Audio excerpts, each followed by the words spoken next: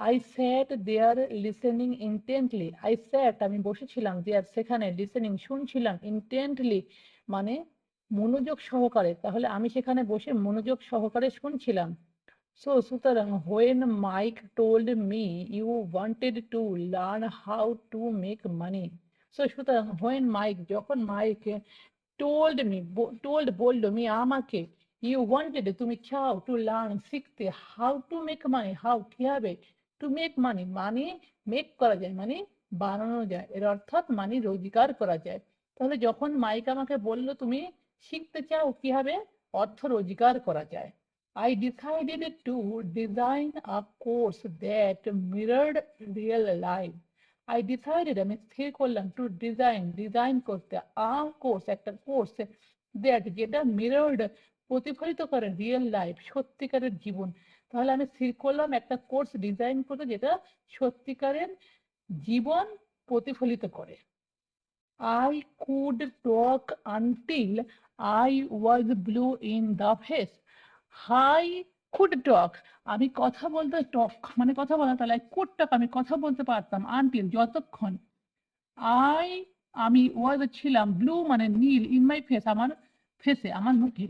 এই I was blue in the face এর পুরো অর্থ হচ্ছে, এটা একটা ইডিএম, এর পুরো অর্থ হচ্ছে কোনো মেন রেজাল্ট পাওয়া ছাড়া বা মেন রেজাল্ট না পেয়ে কোনো বিষয়ে কারোর সাথে আর্গুমেন্ট করে ফার্স্টেড হয়ে যাওয়া, সেটাকে বলা হয় I was blue in the face, মানে আমি ক্লান্ত হয়ে গেছিলাম।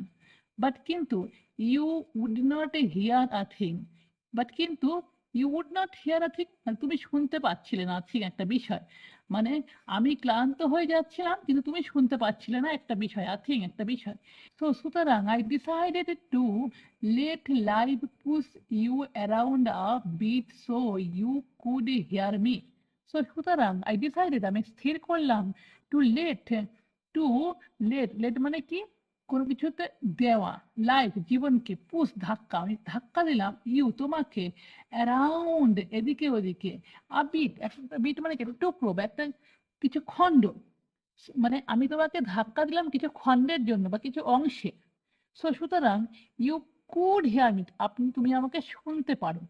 দ্যাটস হোয়াই এই জন্য আই অনলি পেড ইউ আমি অনলি শুধুমাত্র পে করেছি মানে দিয়েছি, মূল্য দিয়েছি ইউ তোমাকে 10 সেন্টস 10 সেন্ট, মানে আমি তোমাকে শুধু 10 সেন্ট দিয়েছি, পেড করেছি। সুতরাং what is the lesson I learn from working for only 10 cents an hour.